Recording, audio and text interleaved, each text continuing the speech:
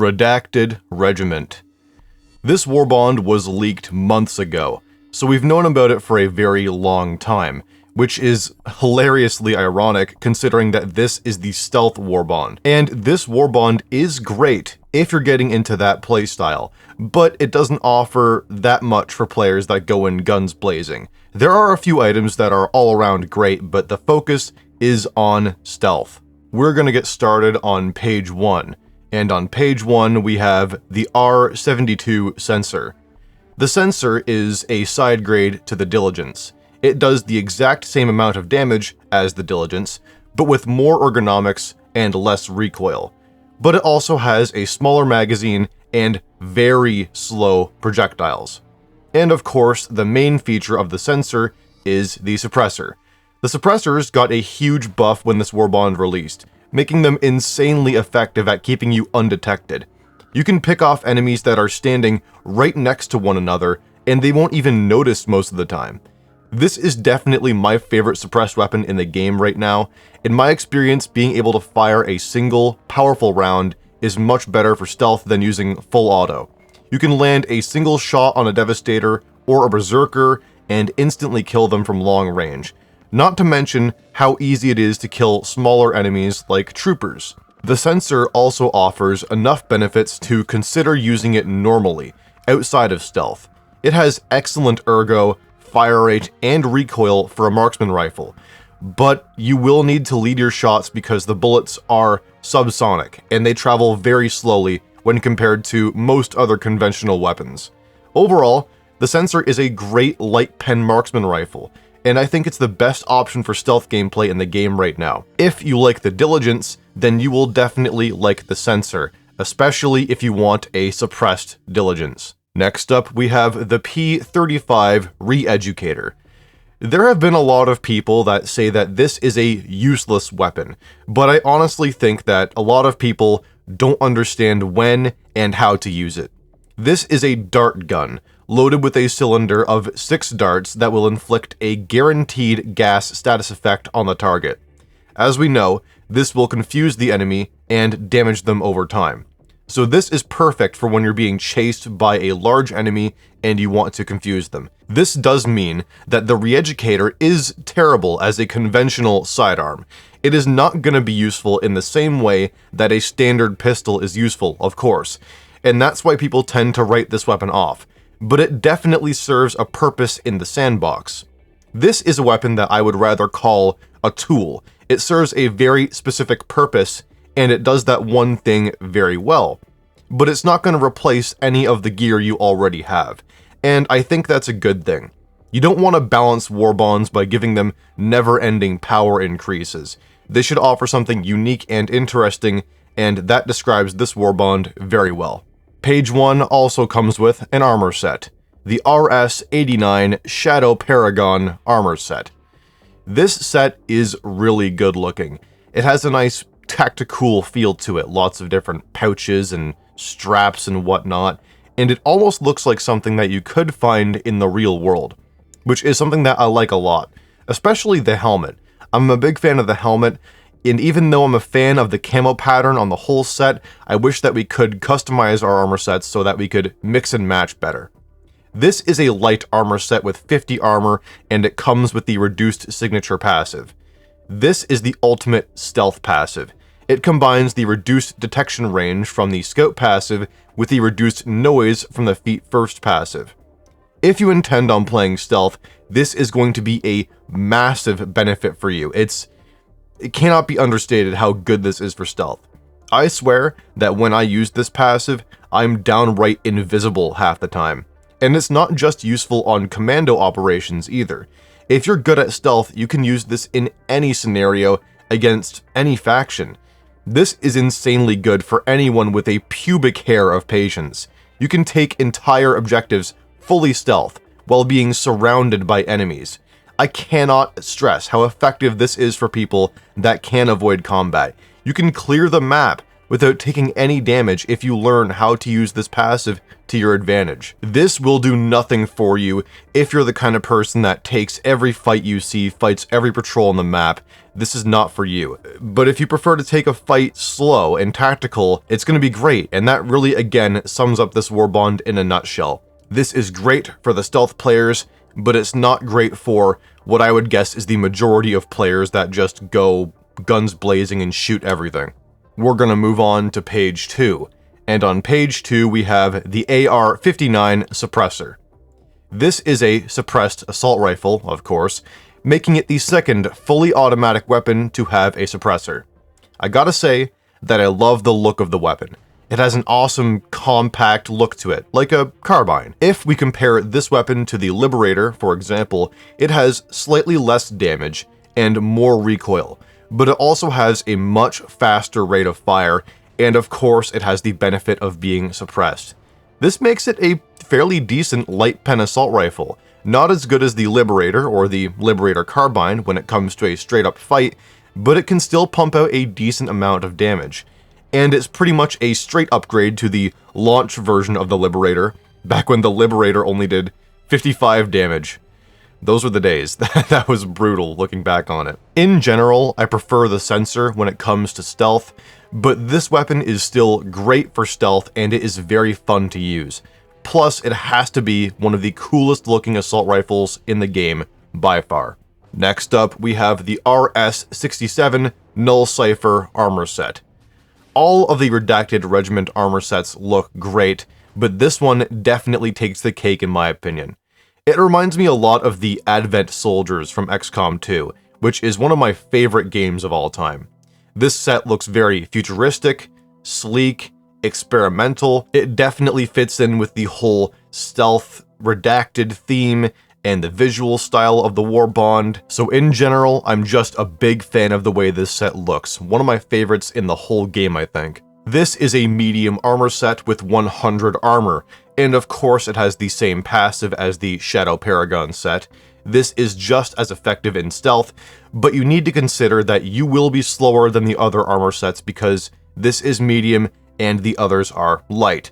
So I think that if you're great at stealth, the light armor sets are just gonna be better for you, straight up. Because if you're not getting shot, then you don't need medium or heavy armor. And if you're good at stealth, you're probably not gonna get shot. Still though, I use this set pretty often just because I love the look of it, but I can't acknowledge that light armor is definitely better with this passive. It just synergizes better. Time for page 3. And on page 3, we have the Redacted title. This is a great title, very edgy and fun. It couldn't have come out at a better time because it makes you look like a billionaire, if you catch my drift. Next up, we have the Concealed Insertion Booster. This booster is a neat idea. It's definitely better than the Firebomb Hell Pods and the Stun Pods, in my opinion, because those boosters have tangible negative effects on the player. While this booster simply adds a little puff of smoke to conceal your position, this can work pretty well in some situations, like calling in a resupply.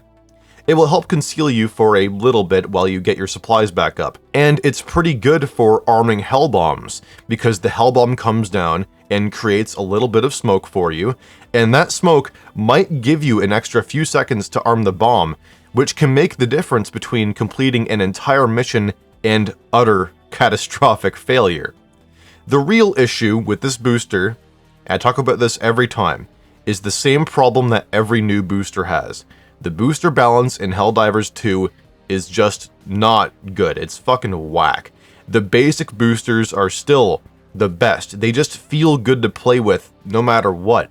And you can't turn down damage reduction or extra stamina. Those are just too good. Those perks are too strong.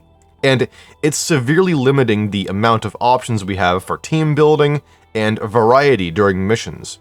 This is pretty off topic, but I think that all of the Hellpod boosters, like the Armed Hellpods, Firebomb, Stun, and this one, need to be moved into a separate system for Hellpod modifications, where each player can modify their Super Destroyer with a Hellpod modification and still get to take 4 boosters as a team.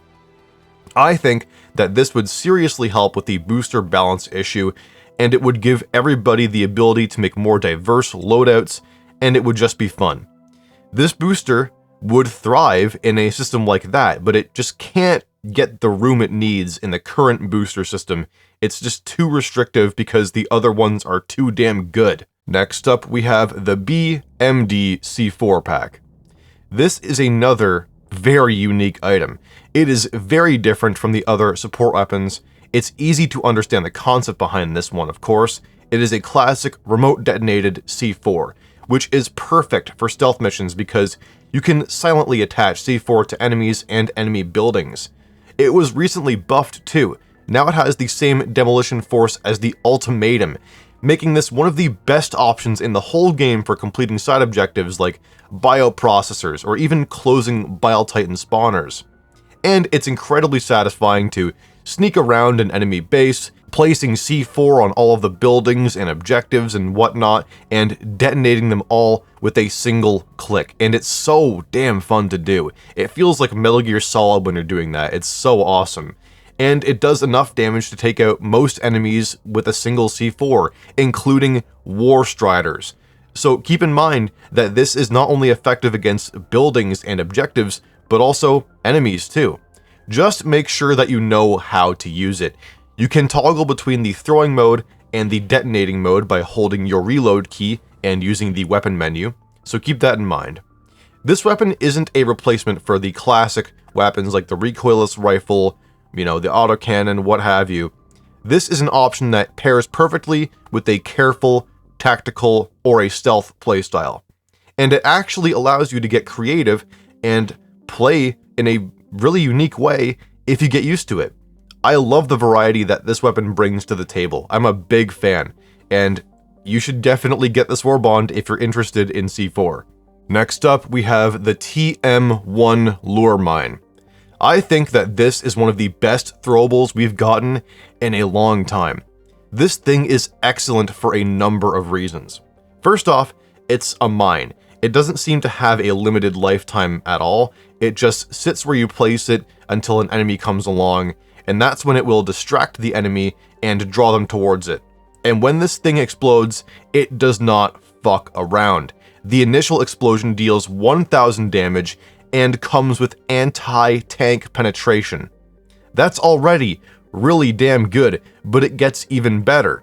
The explosion creates 35 shrapnel pellets. Each pellet deals 110 damage with medium armor pen. That is another 3,850 potential damage that is being shot in all directions around the area. Now that you understand how lethal it is, you need to understand how to use it. Never throw this at an enemy that's charging towards you. You're probably gonna die if you do that. The lure mine arms itself very fast and will blow up in your face if you're standing near it. Straight up. Be careful with this thing.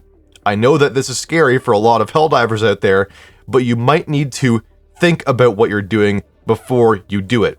Use it to lay traps for your enemies, draw them out of cover with the lure, and lay it down in choke points that you're defending. Because it can take out entire groups of enemies, and it will even kill, tons of large enemies too. If you are careful and tactical, and you learn how to use it effectively, the lure mine will treat you very well. I totally recommend this item, even for players that aren't a big fan of stealth, because it's just very, very powerful. One of the best throwables in the game right now, in my opinion.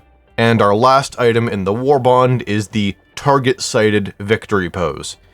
This victory pose is just the squat 2.0. It's great for all you role players out there, but now we just need more emote slots because 4 is a comically small amount. And we have some time to talk about the Superstore as well. The Redacted Regiment Superstore also has some interesting items, like the RS-100 Sanctioner armor set. This armor set is functionally identical to the Shadow Paragon set. Both of them have the same armor rating and the same passive, so you would be buying this armor purely for the visual. You're not going to get anything gameplay-wise if you already have the Warbond. I'll be honest, I don't understand why they keep making duplicate armor sets like this. Why not just make it like 70 armor? 70 armor like a tiny bit slower. I mean, you can argue that it's not as effective, but at least it would be different gameplay-wise. Anyway, it's besides the point. It definitely looks great. The hood and helmet combo never gets old, plus the entire set is black with some gold accents. So you could definitely use these pieces to mix and match with other sets and make something pretty cool looking. There is also the G89 smokescreen, which is the first grenade ever introduced into the Superstore. It's essentially just an impact smoke grenade, which could definitely have some appeal to players that like stealth. You'll want to combo this with the armor passive from the Warbond. You can sometimes use it to slip away from enemies if you're being very careful and you get lucky, but I found it to be mostly ineffective. The smoke cloud is pretty small, especially when large enemies can just see right over the cloud of smoke, like War Striders don't even think about it, they can just look right over. It's a cool idea, but it's not that great. In conclusion, Redacted Regiment is not for everyone, and I think that's okay. This is a Warbond that focuses solely on one playstyle, one specific thing, but that's exactly what a Warbond should be in my opinion. Warbonds should not feel necessary to buy, and the only time this Warbond will ever feel necessary is if you want to play commando operations. But that is a fraction of the content that this game has to offer. It feels almost like a $10 DLC. Gives you some stealth gear, lets you play the stealth missions effectively, but again, this Warbond doesn't try to replace anything that you already have or force you into a new meta. It is a true expansion of playstyles, and it adds variety to the game. If you have no interest in stealth, then you don't need to get this Warbond at all. You shouldn't feel compelled to. But if you want to try something new and interesting in Helldivers 2, then this is the Warbond for you. The weapons are fun to use and are very effective for their purpose. The armor sets look great and come with a very powerful passive in the right hands, and the cosmetics are just really cool in general. I can't recommend Redacted Regiment to you, because I don't know what you personally like. This is one that you have to decide for yourself. This is not the kind of Warbond that you have to buy like Democratic Detonation or what have you. This all depends on, do you want to play stealth? Do you like the look of the stuff in here? It's opinionated, it's not a for sure buy. But again, I think that's only a good thing. This is a Warbond you buy because you want to, not because you need to. But what do you think about Redacted Regiment? And what are your thoughts on stealth in Helldivers 2 in general? Let me know down in the comments below. And as always, I want to thank all of my Hell Troopers. Swickety, Archangel Shipyards, Dirty Nightmare, Not Saint, Findas 16, John Droll, ODST Exotic, Goodnight 1106, Melek Paragon 9231, Gustavo Marcus 99, and Sire Milk. Thank you all so much for continuing to support the channel. It means a lot to me, and it's great to see the membership list growing day after day. It's really inspiring, and it gives me a ton of confidence and the drive I need to keep making my videos. If you haven't done so already, make sure to join our Discord for a nice active community surrounding Helldivers 2 and other games, and go check out my second channel. I'm gonna have content on there very soon, so stay tuned if you want to see more of me that's not Helldivers related. And that is all I have for today. This is Grand Moff Togan of the SES Prophet of Dawn, signing off.